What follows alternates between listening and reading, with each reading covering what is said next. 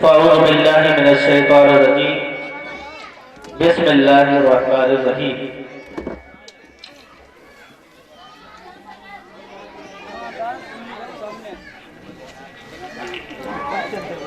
یا ایھا الذین آمنوا استعینوا بالصبر والصلاۃ صدق اللہ مولانا العظیم وبلغنا رسولہ النبی الکریم ونحن علی ذلک لمن الشاہدین والشاکرین والحمد للہ رب العالمین۔ معزز سامعین کرام،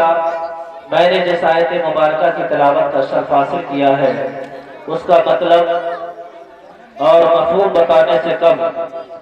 مناسب اور ضروری سمجھو گا۔ پیارے پیارے آقا جناب احمد مصطفیٰ محمد مصطفیٰ صلی اللہ علیہ وسلم کی بارگاہ اقدس میں خراج عقیدت و محبت پیش کریں۔ پڑھیں بآواز بلند اللہم صلی علی سیدنا مولانا محمد علیہ وسلم صلاۃ و سلام علیک یا رسول اللہ صلی اللہ علیہ وسلم۔ آج جس محفل میں بیٹھے ہیں اس میں نور و انوار کی بارش ہو رہی ہے، رحمت و انوار کی بارش ہو رہی ہے۔ اگر گرولی کا یہ ماحول ہو جائے کہ جب جب شادی ہو ان شادیوں میں ڈی جے ناچ گانے اور رنڈیوں سے محفوظ ہو جائے تو علم اس شادی پر ہو جاتا ہے۔ بڑی محنتوں مشقت کے بعد یہ نظارے آپ کو دیکھنے کو مل رہے ہیں۔ یہ جتنے بھی نظارے ہیں سب دیکھنے کو آپ کو مل رہے ہیں، اور یہ نظارے سب محنت و مشقت کا ذریعہ ہے کہ نہیں ہے؟ کسی شاعر نے کیا ہی شعر کہا تھا، جو دنیا میں آئے ہو تو کچھ اچھے کام کر جاؤ، خدا توفیق دے تو خدمت اسلام کر جاؤ، ہمیشہ کے لیے رہنا نہیں اس دار فانی میں، کچھ اچھے کام کر جاؤ چار دن کی زندگانی میں۔ معزز سامعین کرام، ہم لوگ مسلمان ہیں اور نکاح یہ سنت رسول ہے۔ سرکار دو عالم صلی اللہ علیہ وسلم ارشاد فرماتے ہیں النکاح من سنتی فمن رغب عن سنتی فلیس منی۔ نکاح میری سنت ہے، جو میری سنت سے اراض کرے گا، دور بھاگے گا، وہ مجھ سے نہیں۔ آپ کو یہ بھی معلوم ہوگا بہت سی عبادتیں جو آئی ہیں وہ ساری کی ساری عبادتیں انسان جب دنیا میں تشریف لے آیا اس کے بعد پھر احکامات آئے، لیکن نکاح ایک ایسا عمل ہے، نکاح ایک ایسا عمل ہے جو عملوں میں سب سے پہلے عمل اگر کوئی آیا وہ نکاح ہے۔ یہاں تک کہ دنیا میں انسان نہیں آ پایا، حضرت آدم و حوا کا نکاح جنت میں ہوا، سب کو معلوم ہے۔ اور جب یہ دنیا قائم نہیں رہے گی اس کے بعد جب دنیا عالم فنا سے عالم بقا کی جانب پہنچ جائے گی، وہاں پر جب پہنچیں گے تو اللہ تبارک تعالیٰ نماز جیسا عمل کو ساقط فرما دے گا، روزہ جیسے عمل کو ساقط فرما دے گا، اور حج و زکوٰۃ جیسے عمل کو ساقط کر دے گا۔ لیکن جب جنت میں پہنچے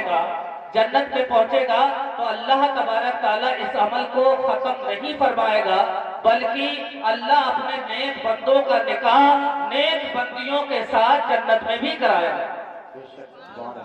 معزز سامعین کرام، جب نکاح ہوتا ہے کچھ ہم فضائل بتا دیتے ہیں کہ شادی کی تقریب ہے۔ جب نکاح ہوتا ہے اور نکاح کی جب محفل ہوتی ہے تو سرکار دو عالم صلی اللہ علیہ وسلم کی سنت ادا ہوتی ہے۔ جب آپ نماز پڑھیں گے تو جب تک آپ نماز پڑھیں گے یہاں تک کہ تکبیر تحریمہ سے آپ نے ہاتھ کو باندھ لیا اور سلام پر نماز کو مکمل کر دیا، جب تک آپ نماز میں رہے اس وقت تک آپ کو ثواب ملے گا۔ لیکن جب نکاح ہوتا ہے، نکاح 5 منٹ میں ختم نہیں ہوتا، 10 मिनट में खत्म नहीं होता, बल्कि निकाह जब होता है तो पूरी जिंदगी तक रहता है। जब तक बंदा निकाह की हालत में रहता है उसको सवाब अल्लाह तबारक तआला अता फरमाता है। आप मिसाल के तौर पर रोजा रखते हैं, सुबह सादिक से सहरी की और सहरी करने के बाद आप गुरूब आफताब तक रोजे में हैं, अल्लाह तबारक तआला आपको सवाब अता फरमा रहा है। लेकिन जब आप इफ्तार कर लेते हैं उसके बाद सवाब मुनक़ता हो जाता है। लेकिन ये जितने भी अमल हैं, नमाज है, रोजा है, हज है, अगर कोई बंदा हज करने के लिए जाता है या 20 दिन का सफर करता है या 40 दिन का सफर करता है, जब तक वो घर यानी मक्कतुल मुकर्रमा और मदीनतुल मुनव्वरा यानी सऊदीया से घर तक नहीं आता, जब तक वो इबादत में रहता है। लेकिन आप यकीन माने, यकीन जाने, जो इंसान मुआशरी जिंदगी में कदम रख लेता है और उसका निकाह हो जाता है, जब तक उसकी जिंदगी काम रहती है उसको सवाब अल्लाह तबारक तआला अता फरमाता है। मुअज़्ज़ज़ सामीन इकराम, हज़रत अबू लैस एक इमाम है, उन्होंने लिखा निकाह की फजीलत के ताल्लुक से, कहा कि जो बंदा निकाह करता है, निकाह करने के बाद हक़्क़े जौजियत में दाखिल होता है और यहाँ तक कि बिस्मिल्लाह पढ़कर जब वो यानी हुजरे मुबारका में दाखिल होता है और फिर उसके बाद हक़्क़े जौजियत अदा करता है, इस नियत के साथ अल्लाह तबारक तआला उम्मत मोहम्मदिया को बढ़ा दे। मुअज़्ज़ज़ सामीन इकराम, जब ये नियत होती है, अगर अल्लाह के फज़ल व करम से उसको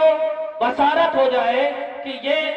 यानी औलाद लायक, यानी ये बीवी औलाद लायक हो गई है, और यहाँ तक कि जब बच्चा पैदा होता है, बच्चा पैदा होने के बाद जब जब उसकी एक एक सांस लेता है, तो हज़रत अबू लैस फरमाते हैं कि उसके एक एक सांस लेने से अल्लाह तबारक तआला उसे 60 साल की इबादत का सवाब उसके माँ बाप को अता फरमाता है। मुअज़्ज़ज़ सामीन इकराम, निकाह छोटी मोटी चीज नहीं है, बल्कि आप बता दें कि निकाह के बारे में, और नमाज सबसे इबादतों में सबसे बड़ी इबादत है। लेकिन यहाँ पर एक और हम बात निकाह के ताल्लुक से आप तक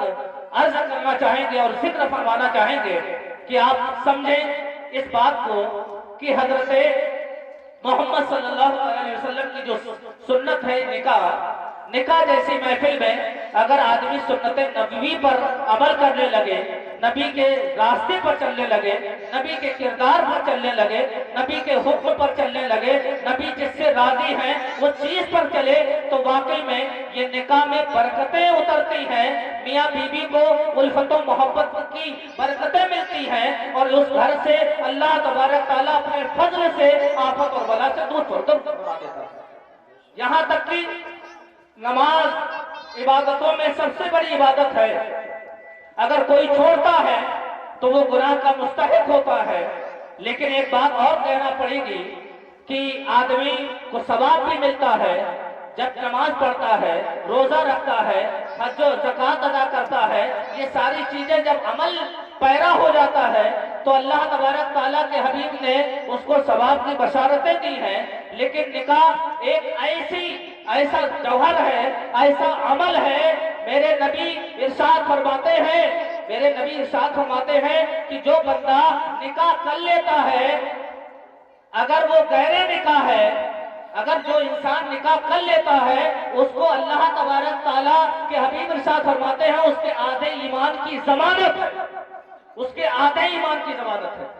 मुअज़्ज़ज़ सामीन इकराम, निकाह क्या करता है? निकाह का अमल जब इंसान निकाह को आम कर देता है और निकाह हो जाता है बंदे का, मुअज़्ज़ज़ सामीन इकराम, उसकी नजरें झुकी हो जाती हैं, उसका चेहरा झुक जाता है, उसका चेहरा हया के साथ हो जाता है। और यहाँ तक कि फरमाया एक बुजुर्ग ने कि अगर कोई इंसान निकाह نکاح کرنے والا اور نکاح نہ کرنے والا، اس کی مثال اس انداز میں بتائی گئی ہے کہ اگر کوئی انسان نکاح کرنے کے بعد 1 رکعت نماز پڑھتا ہے تو اسے 70 رکعتوں کا ثواب اللہ عطا فرماتا ہے، اور اگر بغیر نکاح والا اگر 1 رکعت پڑھتا ہے تو اسے 1 رکعت کا ہی ثواب ملتا ہے۔ یہ نکاح کی محفل ہے۔ اللہ تبارک تعالیٰ کی بارگاہ میں دعا ہے کہ اللہ تبارک تعالیٰ جو یہ کل شادی ہوگی، اس محفل میں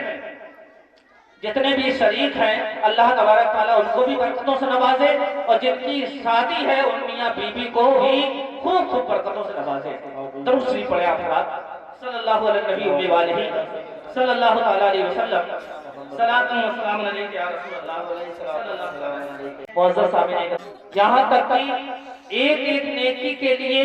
آدمی ایک دوسرے سے مانگتا پھرے گا لیکن اسے کچھ نہیں مل رہا ہوگا، یہاں تک کہ وہ ایک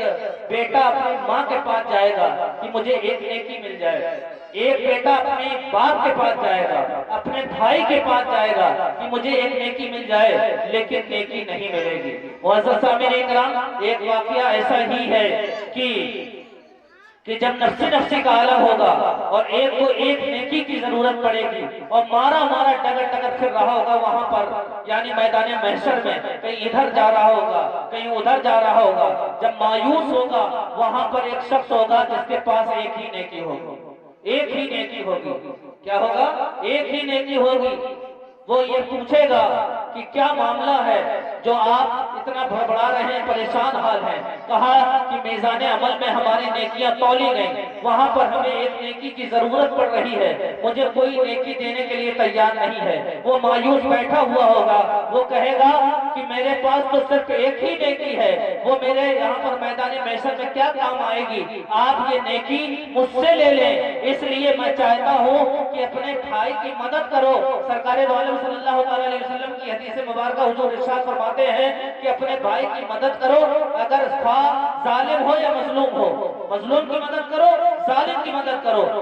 مظلوم سے مراد یعنی کوئی کے اوپر ظلم ہو رہا ہو، وہاں پر آپ مدد کریں تاکہ اس کو ظلم سے روکا جائے، اور اگر ظالم ہو اس کا ہاتھ ظلم سے رکوا دیا جائے، یہ اس کے لیے مدد ہے۔ معزز سامعین اکرام، سرکار دو عالم صلی اللہ علیہ وسلم کی حدیث مبارکہ پر ہمیں دنیا میں عمل کرنا چاہیے۔ وہاں پر اس نے ایک نیکی دے دی اور کہا کہ جاؤ تم اپنا کام بنا لو۔ معزز سامعین اکرام، وہ بھاگتا ہوا گیا میزان عمل میں، اللہ تبارک تعالیٰ خوش ہوا، کہا کہ تمہیں کس نے نیکی دے دی؟ کہا فلاں نے دے دی، اس لیے کہ اس نے میری مدد کر دی ہے۔ سرکار دو عالم صلی اللہ علیہ وسلم کی امتی کا وہ ایسا بندہ ہوگا جب اس نے ایک اپنے بھائی کی مدد کی تو اللہ تبارک تعالیٰ اس کی مدد سے خوش ہو جائے گا، اور خوش ہونے کے بعد اس نے ایک نیکی والے کی ہوئی اللہ تبارک تعالیٰ اسے بھی جنت عطا فرما دے گا۔ معزز سامعین اکرام، غرولی کی سرزمین میں رہتے ہو، آپ ایک دوسرے کی مدد کرنا سیکھ لو، ایک دوسرے کے ساتھ حسن سلوک سیکھ لو، ایک دوسرے کے ساتھ سخی والے بن جاؤ۔ معزز سامعین اکرام، ایک واقعہ میں سنا کر اپنی جگہ لیتا ہوں۔ حضرت ابو بکر صدیق رضی اللہ تعالیٰ کے پاس ایک شخص آیا جو ملک شام سے آیا، وہ مقروض ہو چکا تھا، تجارت کرتا تھا، اس میں اس کو نقصان ہوا جس کی بنا پر وہ مقروض ہو گیا، قرض دار ہو گیا۔ حضرت ابو بکر صدیق کی بارگاہ میں آتا ہے۔ حضرت ابو بکر صدیق رضی اللہ تعالیٰ کی بارگاہ میں جب پہنچتا ہے، پہنچنے کے بعد حضرت ابو بکر صدیق کی بارگاہ میں عرض کرتا ہے حضور ہماری مدد فرما دیں، ہماری مدد کر دیں، اس لیے کہ میں مقروض ہوں اور آپ امیر المومنین ہیں، آپ ویسے بھی مومنوں کے امیر ہیں اور ویسے بھی امیر ہیں۔ جب گھر میں داخل ہوتے ہیں تو سرکار